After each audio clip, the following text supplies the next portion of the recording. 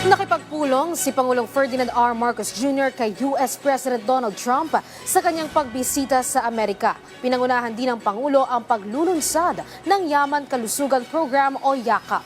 Ilang lamang yan sa highlights ng linggo ni Pangulong Ferdinand R. Marcos Jr. Ang iba pang aktibidad ng ating Pangulo, balikan sa sentro ng balita ni Harley Valbuena.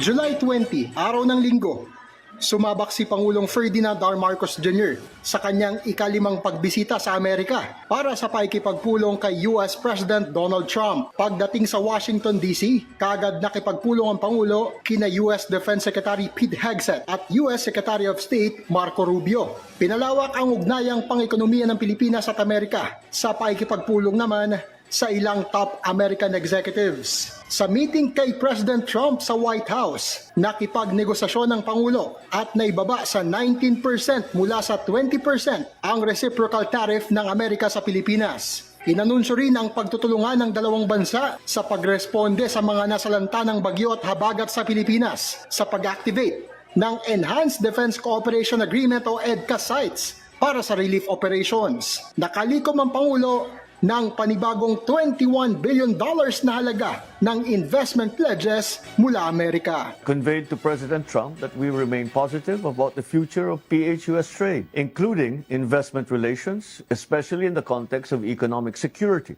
and a fair, balanced reciprocal trade. We expressed our commitment to continue engaging his team to further bolster PH-US ties and strengthen Philippines' economic security. Pagbalik ng bansa, kaagad personal na naghatid ng tulong ang Pangulo sa mga nasalanta ng bagyong Krising at habagat sa pagbisita sa evacuation centers sa San Mateo, Rizal. Nagbigay din ng direktiba ang Chief Executive sa iba't ibang response agencies sa pinangunahang situation briefing sa NDRRMC. This is the new normal. Ganito na talaga ang buhay natin kahit ano pang gawin natin. Kaya wala tayong kailangan ang pag-iisip natin, hindi natin sinasabi, "Oy, baka sakaling magbagyo." Magkakabagyo talaga. At saka ganito.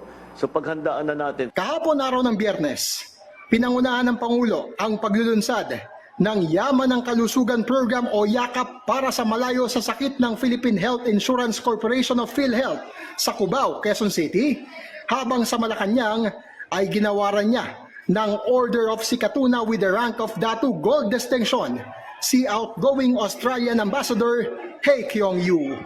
Harley Valbuena para sa Pambansang TV sa Bagong Pilipinas.